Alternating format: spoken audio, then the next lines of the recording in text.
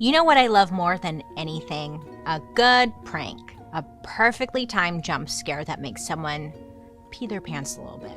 I kind of live for it, but not mean pranks. I heard about this crazy prank that happened back in the 50s that was absolutely insane. Basically, on April Fool's Day in 1957, the BBC had this whole segment about how a Swiss town near the Italian border had an exceptionally good spaghetti crop that year.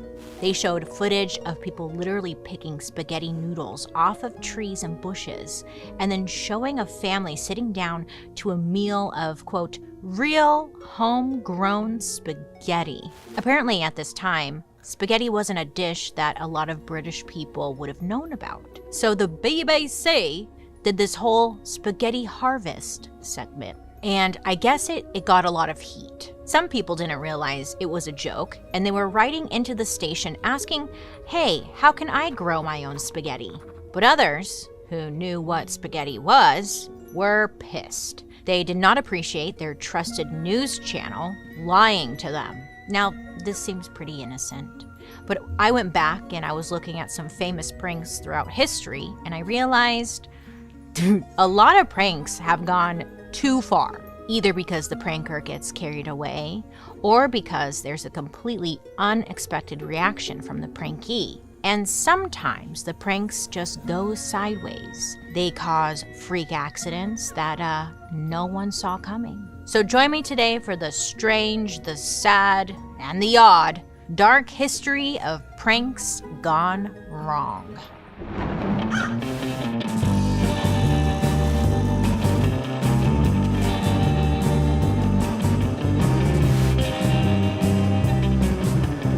Hi friends, I hope you're having a wonderful day today. My name is Bailey Sarian, and I'd like to welcome you to my podcast, Dark History. Here, we believe history does not have to be boring. It might be tragic, sometimes it's happy, but either way, it's our dark history. Before we get into it, don't forget to like and subscribe because I'm always here for you, posting new content, and let me know what you think. I love hearing from you in the comments section, so let me know down below your favorite food. I'm collecting data. Okay, pranks gone wrong. Kind of random, but listen. There have been some pranks that have gone horribly, horribly wrong. The first one happened in December of 2012. I remember this one specifically because I was like, this is bizarre. Now, it happened over in England. Kate Middleton, the Princess of Wales, had just announced that she was pregnant.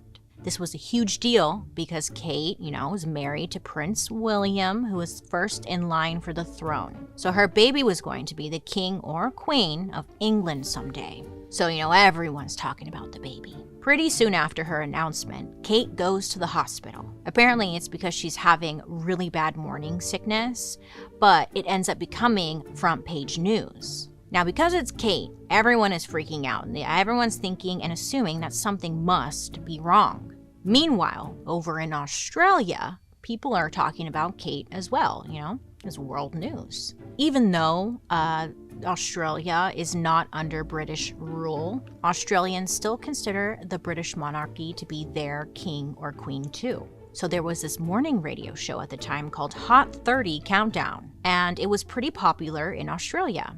It was hosted by two DJs named Mel Gregg and Mike Christian. Mel was 30 at the time. The year before, she had competed on the first ever season of The Amazing Race Australia. So she was kind of like a star on the rise. Mike, her co-host, was 25. He had just joined Hot 30 a few weeks ago after working in radio for a couple of years. Now, Mike and Mel, they were known for cracking cheesy jokes, talking about pop culture, and it was just kind of typical morning show stuff, So Mike and Mel get this idea to prank call the hospital that Kate Middleton is at, which is King Edward VII Hospital in London. Now, they think it would be hilarious to get an audio recording of them pretending to be King Charles and Queen Elizabeth, asking about how their daughter-in-law is doing. Now, to be fair, they really didn't think like it was gonna work, okay? So, December 4th, 2012, Mel and Mike recorded themselves making the call. It's not live on the radio, but they're recording it to play it later. And when they're on the phone, they put on these super exaggerated British posh accents. Think like Miss Doubtfire, like, hello! Hello! You know, it's funny. I mean, listen, even the DJs, they didn't really think that they were gonna fool anyone. So the phone rings, and at first they get the hospital receptionist. Mel says, quote, "Oh, hello there. Could I please speak to Kate, please, my granddaughter?"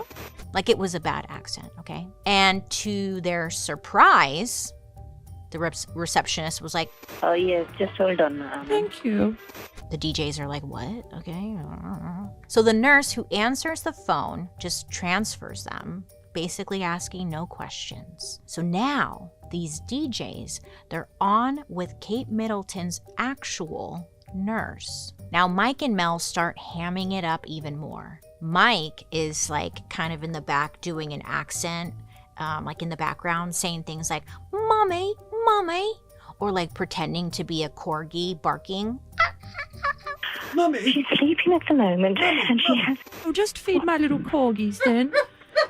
Very dumb stuff, very immature, and again, just supposed to like make people laugh at how dumb they're being. So the nurse picks up the phone and ends up giving them a very brief update on Kate's condition.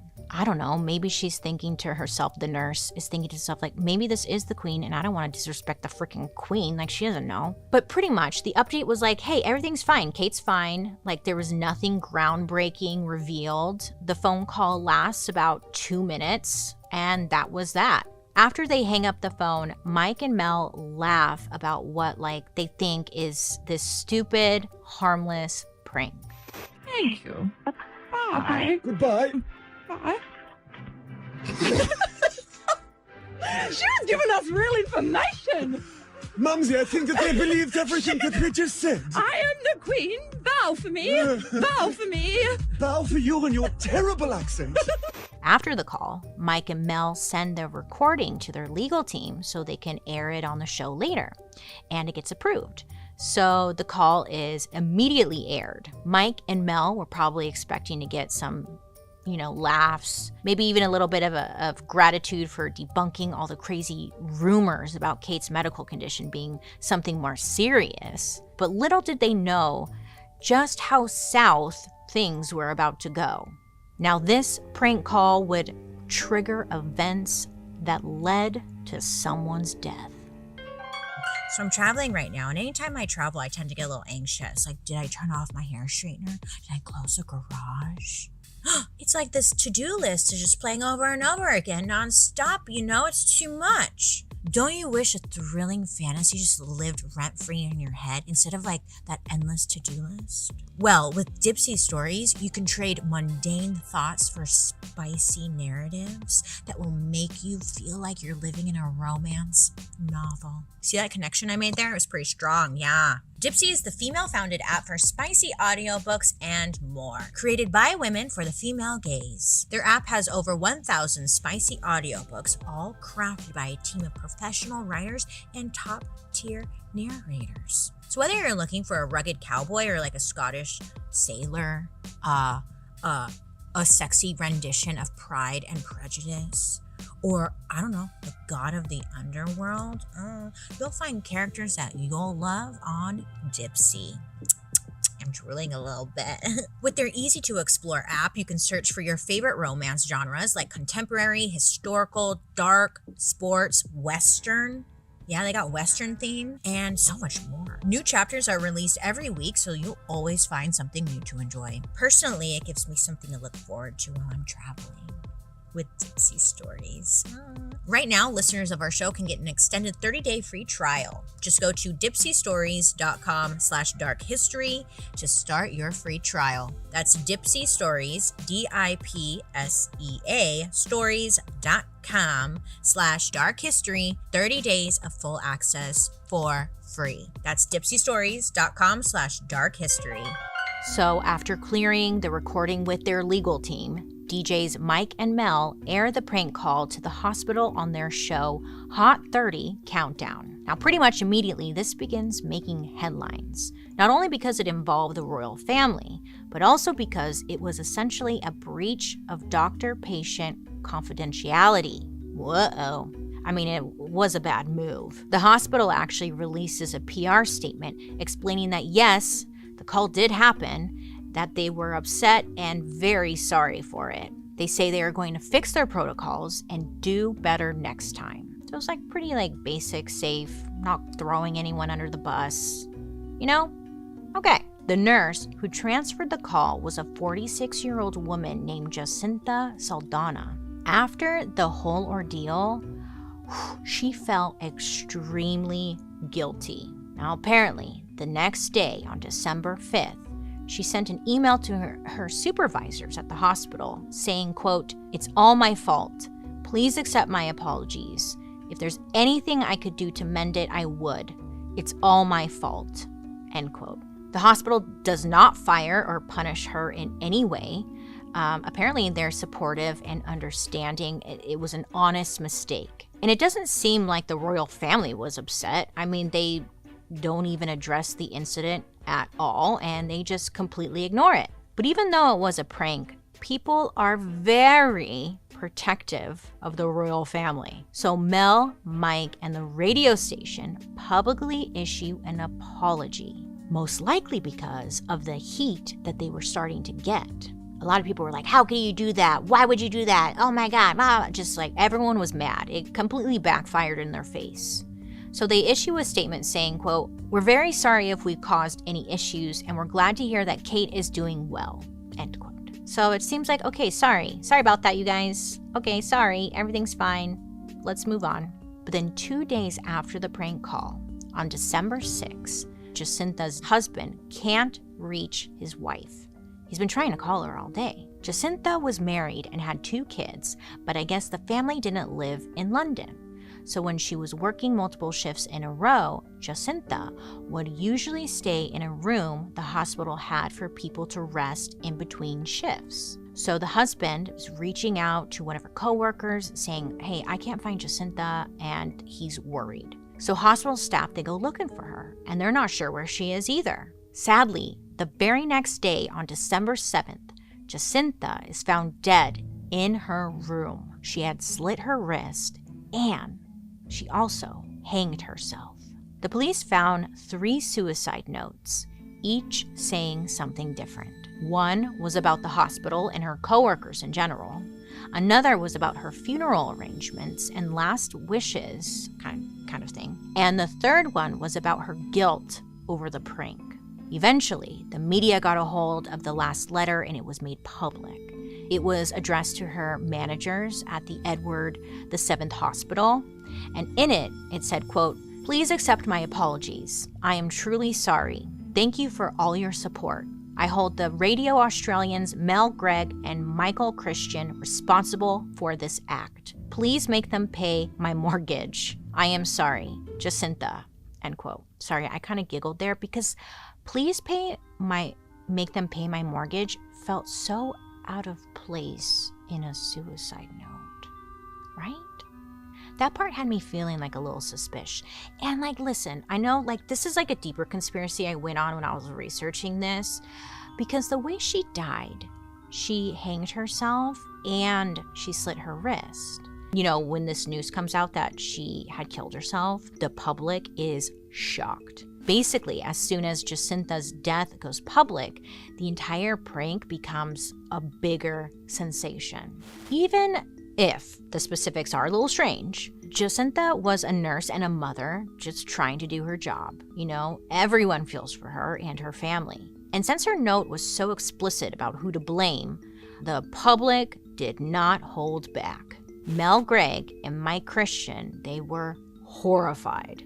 In their defense, how were they supposed to know this whole thing would snowball and someone would take their own life? I mean, truly, they thought the whole thing was harmless, but it didn't matter. The DJs were being accused of essentially murdering this innocent nurse. Then one day, the DJs get bullets in the mail with their names written on them, and the death threats just keep rolling in. The show Hot 30 Countdown gets suspended and then completely canceled.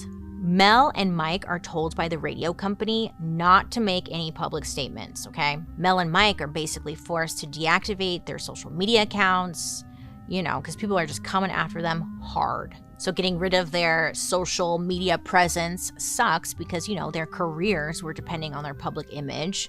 As DJs, the job was their personalities. So it's not like they could just pick up and quietly move to a different company or a different department. I mean, everyone knew their names and what they had done. The radio company puts Mel and Mike into therapy because they were both experiencing PTSD and seriously beginning to believe that they were responsible for the death of Jacinta. And within just a matter of months, the death threats get so bad that both Mel and Mike are essentially forced into hiding.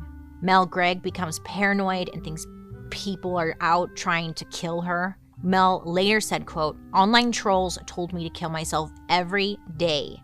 No one would employ me. Charities wouldn't even let me stuff envelopes behind the scenes. I was a tarnished and broken woman," end quote. Now, eventually, this all leads to Mel having a complete mental breakdown.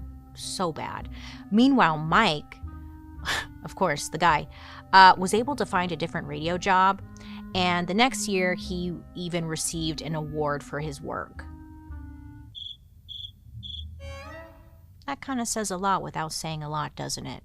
One question I had was, whatever happened to the second nurse, the one who Jacinta transferred the call to?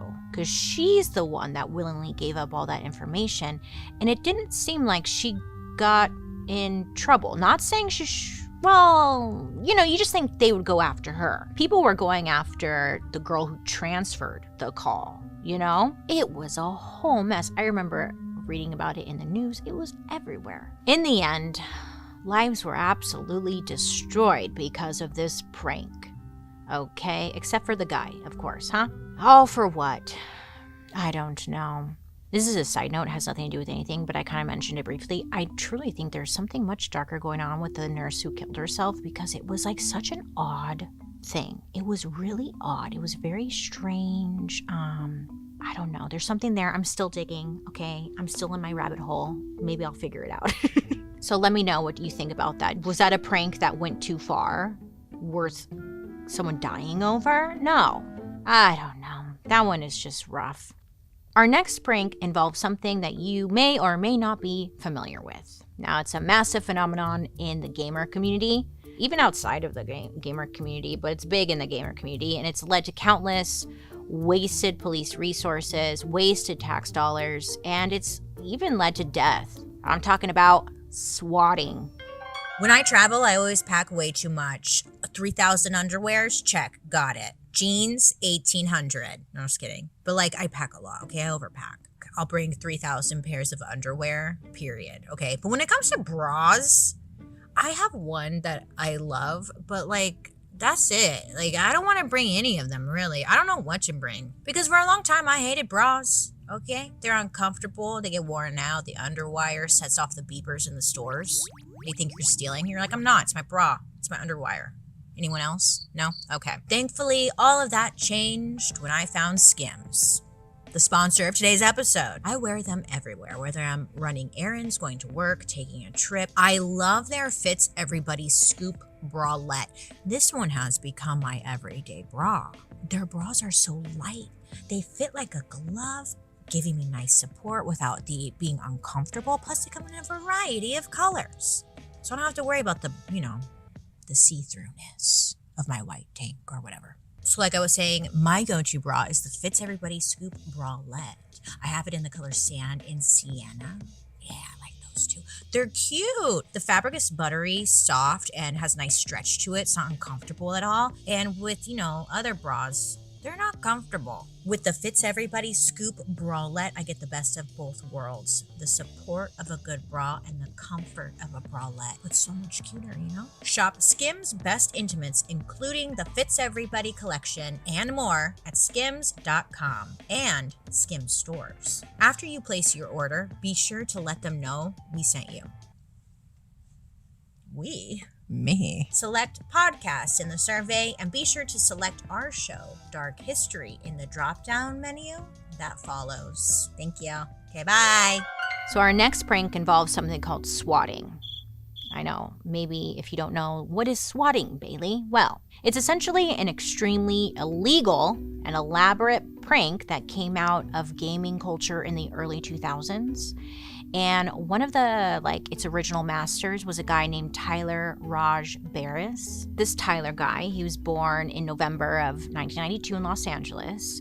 Tyler's dad died in a car accident when he was very young, and his mom was struggling with addiction issues. So Tyler was mostly raised by his grandmother, Wendy Gregory. Tyler was a smart kid and even got into a middle school for gifted students. And around this time, he gets really into video games like Halo and Call of Duty. But Tyler, takes things up a notch. Around 2015, Tyler starts to call in fake bomb threats all around the country. I don't know, you can say maybe he's not satisfied with violence being contained to a video game screen, or maybe he's doing so much gaming that he forgets that he lives in a real world with consequences. Who knows what the inspiration was about it, but this was his new thing. Sometimes these bomb threats would be against middle schools and high schools where fellow gamers went. Obviously, it was a prank, but on a really extreme level. He usually did this so one of his gaming buddies would get out of school, and then they would be free to play game more. Once in 2015, he called in a bomb threat against a local Los Angeles TV station called KABC TV. On the phone, he said his name was Alex and that there were bombs planted in backpacks which would explode within 10 minutes. I know, imagine getting this phone call at work. I'd be like, what the fuck? I'm getting the fuck out of here. Apparently, Tyler did it because he saw his grandma watching the news on this station, and he told her that he could probably force the station off the air if he wanted to. So, he did it. Okay? I don't know. He obviously ain't right, okay? No bombs were found at KABC TV, but a bomb squad was called in and resources were wasted, not to mention many people had the bejesus scared out of them, right? Now, I know what you're thinking, Bailey, how is a teenage boy getting away with all this? Can't the government just track down the phone number, who made the bomb threat and arrest him? Well, Tyler was pretty smart. I guess he figured out how to make these calls from fake numbers. On top of that, Tyler was still living with his grandma, Wendy. Now, Wendy was definitely suspicious of what Tyler was getting up to, but she was scared of going to the police. That's because, according to her, Tyler was verbally and emotionally abusive towards her. He threatened to beat or even kill her if she exposed him. Poor grandma. But after this TV station threat, Wendy had enough. She secretly goes to a police officer friend and tells him that her grandson is calling in these threats. The police end up raiding Tyler and Wendy's home and start to gather evidence. They take Tyler's cell phone and find over 40,000 texts proving that he was behind a series of bomb threats around the nation. On October 13, 2015, Tyler is arrested and 2 days later charged with 3 felonies, which are the bomb threats. He was also charged with a misdemeanor for convincing a witness not to report a crime, aka threatening his grandma Wendy with violence if she reported him. Now, Tyler initially pleaded not guilty, and he eventually struck a plea deal, so there was no trial. He changed his plea to no contest on 2 felony counts in exchange for the 32-month sentence in the LA County Jail. Now, I wish I could say this was the end of Tyler's story and that he learned his lesson, but nay. This is only the beginning.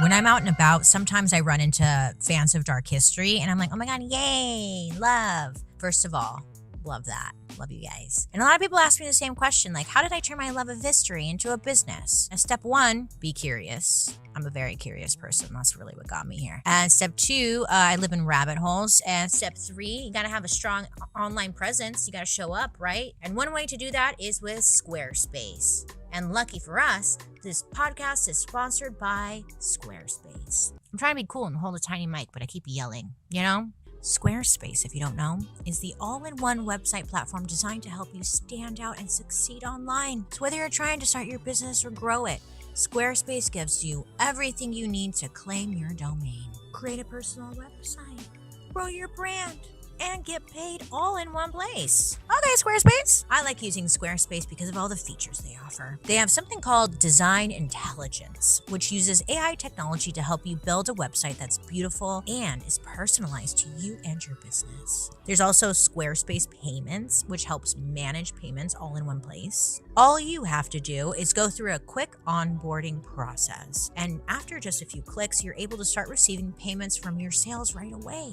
My personal favorite feature is the analytics tool. Data can be fun. It's the only way to know what's working and what isn't. Squarespace offers powerful website and seller analytics. That way you can get an insight on your website traffic, understand how your website's reach is growing, and pinpoint where to focus new engagement. Head to squarespace.com/darkhistory for a free trial, and when you're ready to launch, use code DARKHISTORY to save 10% off your first purchase of a website or domain. Thank you from my garage and I. Goodbye. Now, before Tyler went to jail in February 2016, he heard about something called swatting from another gamer. Swatting involves someone reporting a false violent situation to the police. This way, a SWAT team is sent to a specific location and terrifies an unsuspecting person or group of people. If you don't know, the SWAT team is essentially a group of specially trained police officers who are sent in to handle extreme situations like hostage takings, drug raids, active shooters, terrorist threats, bomb stuff, high-risk search warrants. And SWAT is an acronym. It stands for Special Weapons and Tactics. And because SWAT teams are sent in to handle violent and extreme circumstances, their whole approach can be pretty aggressive. It's often like what you see on TV. They ambush the location. They take everyone by surprise. There's guns everywhere. They have their little shields, the helmets, the nines. It's very intense. It's very scary.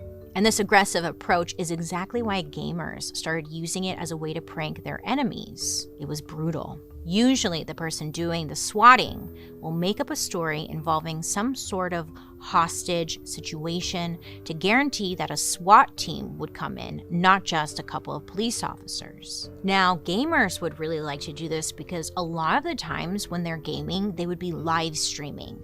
So if they called in some kind of threat and the SWAT people showed up, a lot of the times it would be caught on the live stream. I mean, that's why people really liked it, because they would watch the whole thing go down. It was pretty gross, to be honest. Now, swatting was first publicly cited as a problem by the FBI in 2008. Besides gamers, there are lots of other people who have become targets, celebrities. Recently, there was one. Who was it? I was just reading about it. I literally was reading about it last night. Someone got swatted, and I can't remember who. But lots of celebrities, it's happened to them too, okay? In 2017, Tyler is released early from jail, and you think, okay, he's been in jail, he's gonna get better. No. Pretty much right after he's out, he breaks into his grandma's house, which was violating a restraining order, so he gets sent right back to jail. This time, when he's re-released, he moved into a homeless shelter. Again, you'd think after everything he's been through, he tried to start his life over, hopefully in a more positive way. But no. Instead, he heads down to the public library and goes back to his favorite hobby, calling in bomb threats. Then, in December of 2017, Tyler decides to take things up a notch, and he starts swatting. Tyler called in a SWAT to a Call of Duty tournament at the Dallas Convention Center. The call forced the tournament to be evacuated twice. But then he moved on to targeting specific individuals. Sometimes it was because Tyler himself had a grudge and wanted to hurt someone, but most of the time Tyler did it for other people. Around this time, Tyler starts to become a kind of SWAT hitman and starts charging money to call in bomb threats and swatting. The weirdest part about this is he wasn't charging very much, barely anything, okay? For someone who doesn't have a job, he could have made some money off of this, but he was charging anywhere from $10 to $50. Yeah. that is nothing when you consider that just one fake SWAT call can land you with a felony, okay? Some people think he was charging these low prices because for the most part, it was teenagers paying him. But I don't think Tyler gave a crap. I think he just truly enjoyed doing it, okay? Now, because of this, Tyler starts to make quite a name for himself in the gaming community. Basically, Tyler would do it like this. He would get a temporary fake phone number and then call a local police department. He would give some fake name. You know, my name is Daniel Beep Bop Boop. Sometimes he would say that he had just murdered someone, like a parent or a girlfriend. And then there were other times he would go a step further. He would say that he was about to kill someone at a certain location, or that he was about to kill himself. I don't know if that's a step further. I think saying that you murdered someone's pretty far. They're all bad, okay? And he would say all of this while pretending that he was scared or angry, and he would put on a whole show. So because it's the police, they have to take it seriously, you know? And they would send people to whatever address Tyler gave. Once the police had figured out that the situation wasn't real, Tyler would be gone and untraceable. And with every call, Tyler would get more and more cocky, thinking like, they're never gonna catch me. They're never gonna catch me. And to him, like, these were just some harmless pranks. But what started out as a gaming prank would soon become dangerous, even deadly. So Tyler is on the local library computer, and he's calling in fake SWAT calls for $10 a pop. He's even active on Twitter, where he openly talks about his swatting achievements under the username Swatistic and Torture God. Sometime in mid-December 2017, two Call of Duty players, one named Casey Viner and Shane Gaskill, were playing a match. These are live games. Sometimes, usually they're live streaming, right? So there's an online audience, and, you know, people take this very seriously. They're here to watch this game. Now, apparently when they were playing, this guy, Shane, accidentally killed Casey's character, and because of this, they lost a bet. So Casey is pissed, and they have some kind of fight. And, you know, it's a game. Whatever, who cares, right? To you and I, it's a game, who cares, whatever. But this is like to them, this is very serious. So Casey wants to get back at Shane. So he ends up contacting the internet's favorite SWAT hitman, Tyler Barris. Casey Viner messages Tyler and pays him to SWAT Shane. So Tyler begins following Shane on Twitter using the Swatistic account, trying to figure out where he lives so that he can SWAT him. But Shane notices this. He knows all about Tyler and probably assumes that Tyler following him means that someone is planning to SWAT him. So Shane actually reaches out to Tyler and sends him a message saying, quote, "Please try some shit. I'll be waiting." He gives out like this full address, okay? "I'll have you in prison for 5 years, buddy. Casey already gave me all the proof I need. Bah ha ha ha ha ha. Hello, pussy bitch. Say something." Not the pussy bitch. Oh, they love to say words like that. Now, Tyler is so confident at this point that he doesn't even care about Shane's threat. He's like, go ahead, whatever. And on December 28th, 2017, Tyler calls in the SWAT on Shane using the address that he sent him in that Twitter DM. Now, it takes Tyler 3 calls to actually get through to a 911 dispatcher, but finally, he gets connected. Once he gets through, Tyler has his whole story ready. He tells the police that his name is Ryan and that he lives at the address Shane gave him. He says that he shot his father in the head because his parents were arguing and it was getting out of control. He said, quote, "My mom and my brother are really scared right now, so I'm just pointing a gun at them and holding them in the closet right now." And you know, when you're saying this, like the 911 dispatcher has to respond. On the call, I guess he also said that he was planning on setting the house on fire and committing suicide. Now, instead of sending in a SWAT team, the police dispatched police officers that were already closest to the address, which is standard operating procedure in most instances. The problem was, these police were not trained in hostage negotiation. So they showed up ready to deal with the situation that Tyler described on the phone. But not only was the whole situation fake, but Shane did not even live there. He had given Tyler an old address of his. Now, people actually did live at this address. The man who did, his name was Andy Finch. He was 28 years old, he had 2 kids, and was completely unrelated to anyone in this story. Just minding his own business, doing his thing. It was another day, you know? Now, Andy was at home where he lived with his mom, Lisa, and his niece, Adelina. Adelina was 17 and had been adopted by her grandma, Lisa, after her mom died in a car crash.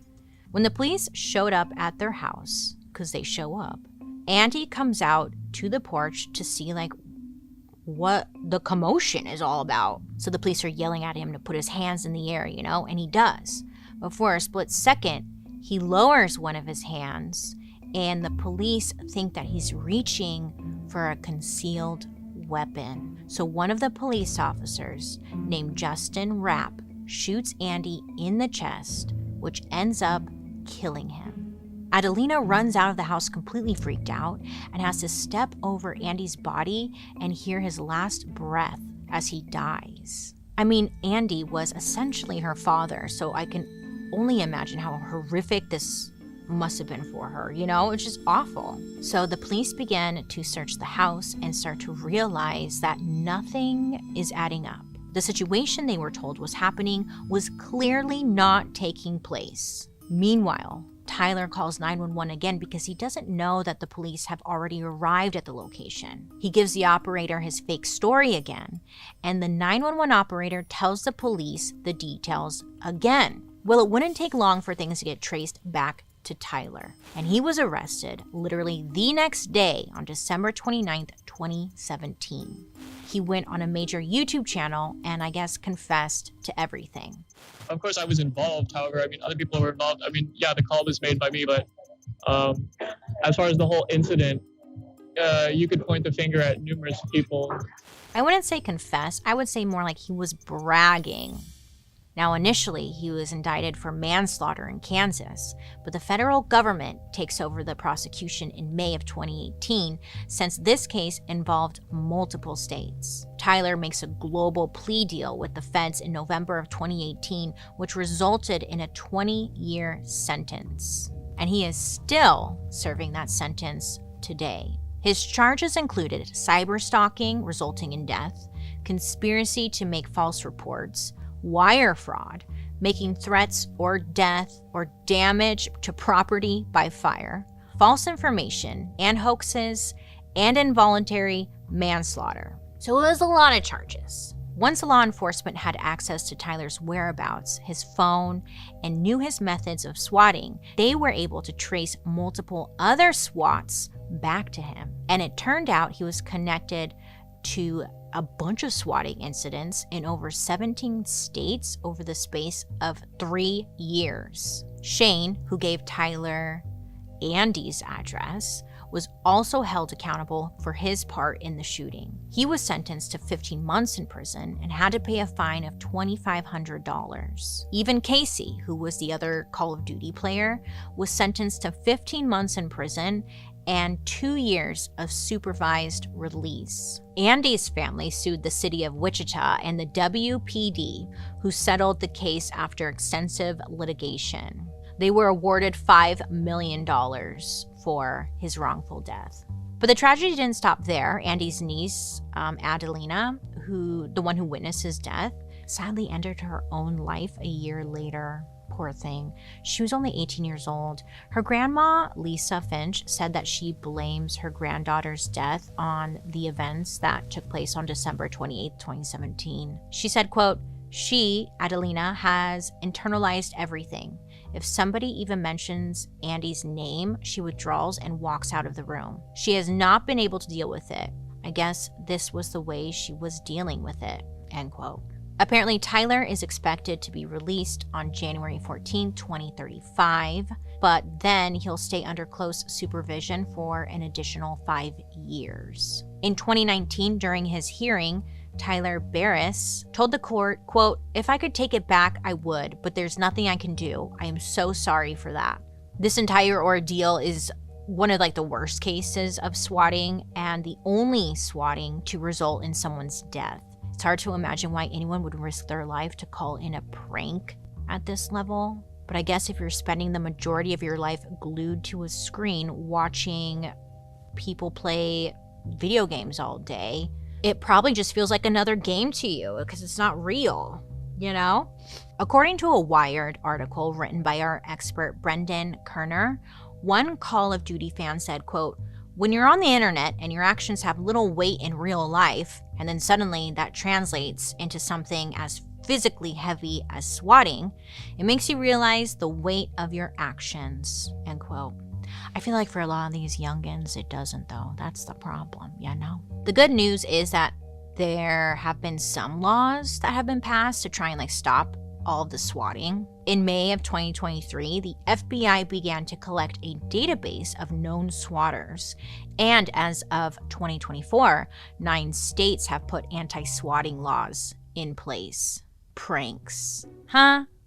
They're complicated. You really never know how someone's going to respond. Sometimes it could be something as simple as like, boo, but then they get really mad at you and you're like, oh, my bad. Like, oops, you know?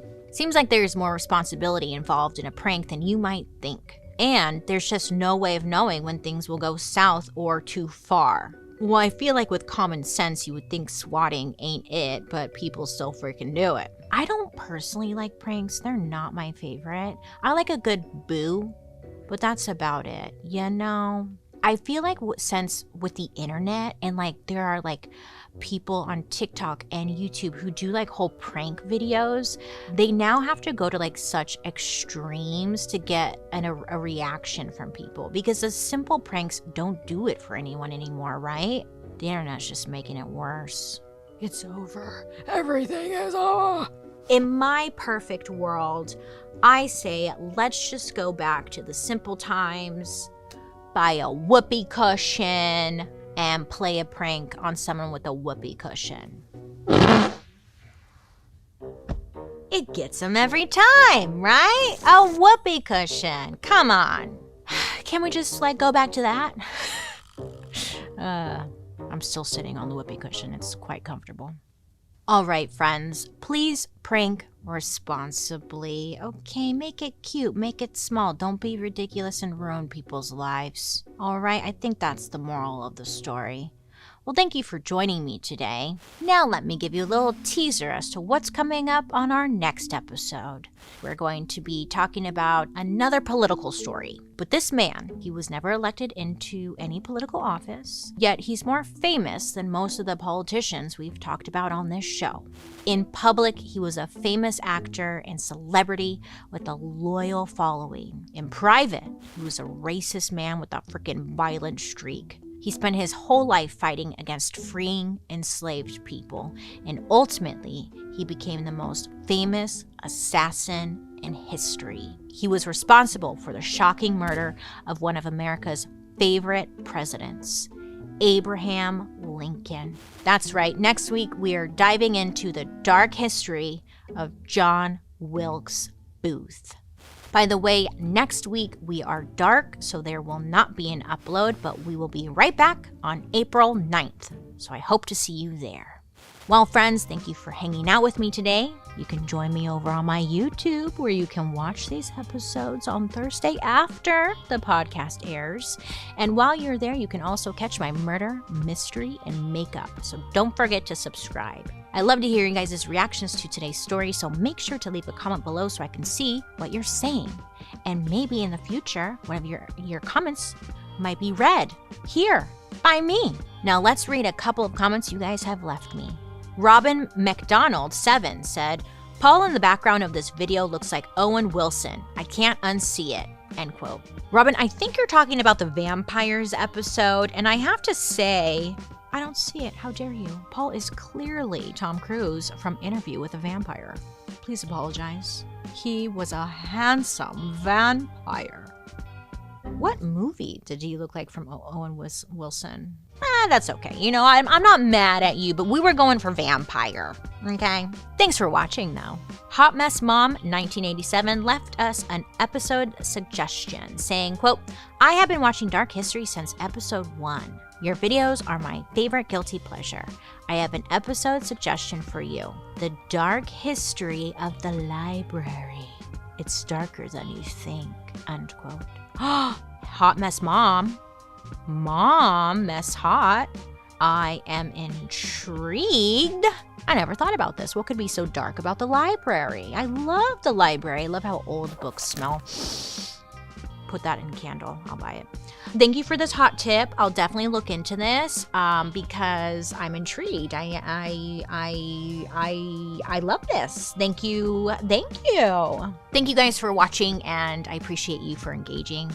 Keep commenting because maybe your comment will be featured. And hey, if you don't know, Dark History is an Audio Boom original. A special thank you to our expert, Brendan I. Kerner, a contributing editor at Wired, who covered the Wichita swatting case, and the author of The Skies Belong to Us. And I'm your host, Bailey Sarian. I hope you have a good day, you make good choices, and I'll be talking to you soon. Goodbye.